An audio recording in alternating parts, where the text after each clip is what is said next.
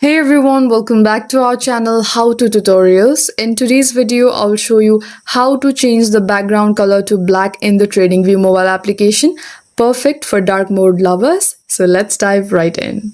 First, open your TradingView app and make sure you're logged into your account. Now go to your chart tab at the bottom menu and tap on the gear icon, which you can usually find around this area. Scroll down and tap on more settings at the bottom. Now tap the back arrow on the top left to access the main settings page. From the main settings page, tap on canvas, and then under background you can find solid or gradient. Choose solid, and then beside this you can find a color box. Tap on it and here select black from the color picker. Once done, tap OK.